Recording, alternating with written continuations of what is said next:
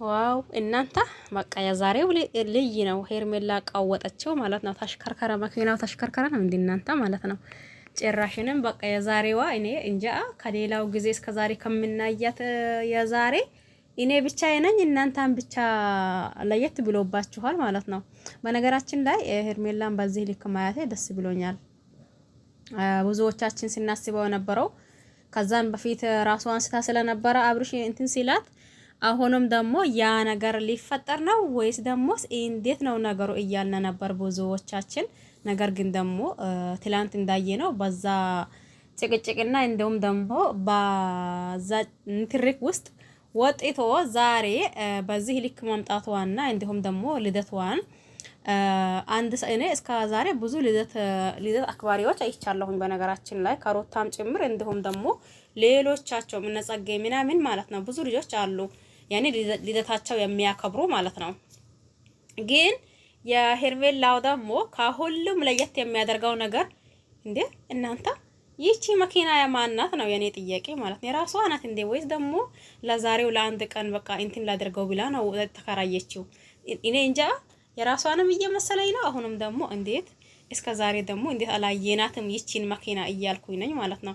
ለማንኛውም ሰላም አለይኩም ወራህመቱላሂ ወበረካቱሁ። ወድና ተከበራችሁ ወድ ቤተሰቦቼ በሙሉ ሀባይብ እንዴት ናችሁ? ደህና ናችሁ ወይ? እኔ ደህና ነኝ አልሐምዱሊላህ። እናንተስ እንዴት ናችሁ? እኔ አለሁላችሁ። ሁላችሁንም ሰላም ብያለሁኝ ክርስቲያኑ ወገኖቼም ማለት ነው። ሲቀጥል ደግሞ ሄርሜላን በዚህ ልክ ሲታዩት ምን ተሰማችሁ? በነገራችን ላይ ትላንት ብዙ ንትርኮች አይተን ነበር። ከነ ፍቅርና ከነ አብርሽ አንድ ሆኖ እንዲሁም ደግሞ ሄርሜላና ሩታ አንድ ሆኖ ቢን ከዛ ይሄ ነገር ምንድነው እንዴት ነው ስንል ቆይተን ነበር። ነገር ግን ደግሞ ሄርሜላን ብዙዎቻችን ተጠበቅናት የነበረው በዚህ ሳይሆን የሆነ አዝና ወይም ደግሞ የሆነ ተከፍታ ነበር ምናያት የመሰለን ነበረው ማለት ነው። ግን ደግሞ ዛሬ የልደቷም ቀን ዛሬ ነው።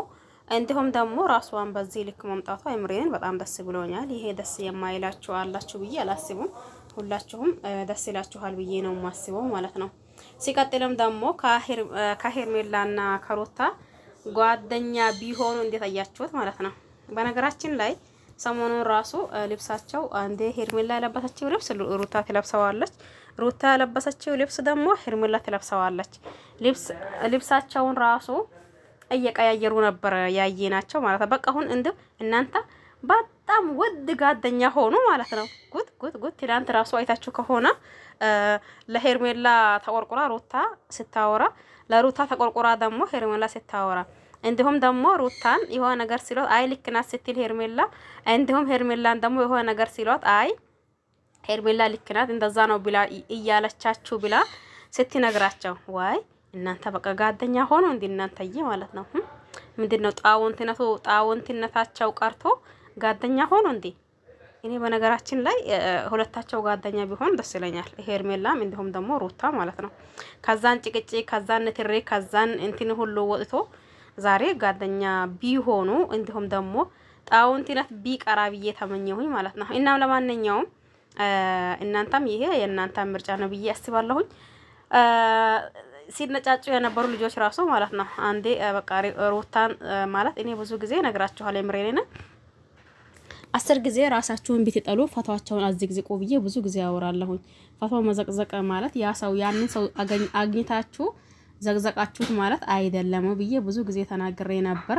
ነገር ግን ደግሞ አሁን ሁሉም አንድ ሆና ማለት ነው ማለቴ ሲላችሁ የሄርሜላና የሩታ አድናቂዎች በቃ ተስማሙ እናንተ እንደ በቃ ቅቤ ሆን ለስለሳሉ ማለት ነው። እስከ ዛሬ ሩታን ዘግዝቆ ሲሰድቡ የነበሩት ወይ እኔ ለዛው ነው ዛሬ በሚመጣው ቪዲዮ መሰረት ዛሬ እናወራበት፣ ከዛን በሚቀጥለው ደግሞ የሚቀጥለውን እናወራበታለን።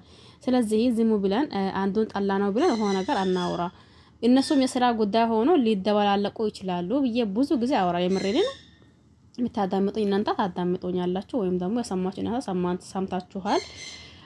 በዚህ ሁኔታ አይደለም መሆኑን ማድረግም ያለብን እኛ እዚህ ጋር ሩታን ስለወደድናት ብቻ ሄርሜላን ጣልተን መዘግዘቅ ጥሩ አይደለም።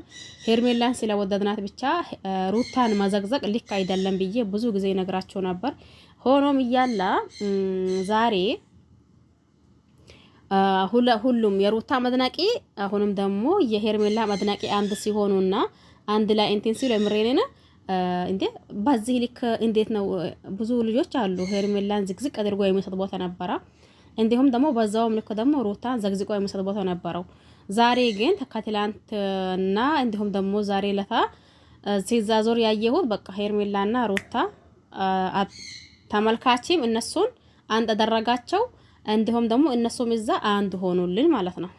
ስለዚህ ብዙ ጊዜ የሚነግራችሁ ማንም ጥፋተኛ ይሁን ማንም የሆነ ነገር እንትን ይበል፣ ግን እኛ ደግሞ ባየነው ጥፋት ያለውን አካል ብቻ እንውቀስ።